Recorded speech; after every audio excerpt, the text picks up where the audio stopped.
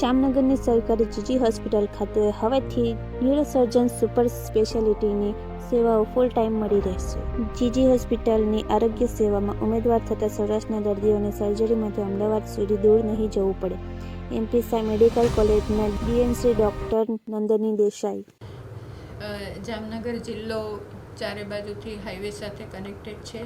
દેવભૂમિ દ્વારકા ખાતે પણ દ્વારકાધીશને કારણે પ્રવાસીઓ ઘણા રહે છે અને દેવભૂમિ દ્વારકા અને પોરબંદર જિલ્લા ત્રણેય જિલ્લા આપણી અંડરમાં આરોગ્ય સેવાઓ લે છે. એવા સંજોગોમાં જ્યારે આકસ્મિક ઘટનાઓ બનતી ત્યારે આવા દર્દીઓને 300 કિલોમીટર દૂર અમદાવાદ મોકલવા પડતા. એ વખતે આપણા વિષય નિષ્ણાતોને દુઃખ થતું કે દર્દીનું ઘણી વખત રસ્તામાં પણ અકાળે મૃત્યુ થઈ જતું.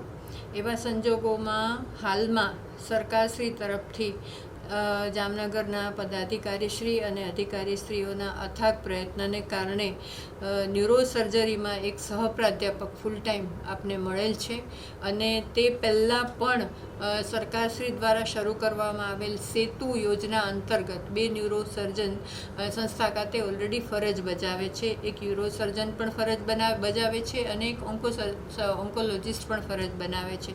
એટલે તબક્કાવાર ગુરુ ગોવિંદસિંહ હોસ્પિટલ જામનગર ખાતે સુપર સ્પેશિયાલિટીની સેવાઓ શરૂ થઈ ગઈ છે, જેને કારણે ખૂબ દૂરથી આવતા કોમ્પ્લિકેટેડ કેસીસને જામનગર ખાતે આપણા ડૉક્ટરો ઉત્સાહપૂર્વક સારવાર આપી રહ્યા છે અને ટૂંક સમયમાં ઘણા બધા ન્યુરોસર્જરીને લગતા ઓપરેશન પણ થઈ ગયા છે. વિશેષમાં માહિતી આપું તો જે ફૂલ ટાઈમ એસોસિએટ પ્રોફેસર તરીકે ડૉક્ટર તેજસ હાજર થયા છે, તેઓ ઓપીડી દર શુક્રવારે ચલાવશે અને ઓપરેશન તેમના મંગળવારે અને ગુરુવારે થશે. અને તેમની સાથે સાથે સેતુમાં જોડાયેલા ડૉક્ટર હર્ષ શાહ દર બુધવારે ઓપીડી ચલાવશે અને ડૉક્ટર પવન વસોયા દર સોમવારે ઓપીડી ચલાવશે. આ રીતે લગભગ આખું અઠવાડિયું ન્યુરોસર્જરીને લગત તમામ સેવાઓ સંસ્થા ખાતે ઉપલબ્ધ રહેશે. સીએમ સેતુમાં દર બુધવારે ધીરેન બુચ યુરોલોજી તરીકે ફરજ બજાવે છે, જેમની અંડરમાં એક વધારે યુરોસર્જન લાવી અને અમારે ડીએનબી કોર્સિસ ચાલુ કરવાના પ્રયત્ન સરકારશ્રીમાં છેલ્લા તબક્કામાં છે. નજીકના ભવિષ્યમાં ડીએનબી કોર્સિસ ચાલુ થઈ જશે તો આપણને સુપર સ્પેશિયાલિટીના વિદ્યાર્થીઓની ફરજો પણ સંસ્થા ખાતે મળી શકશે.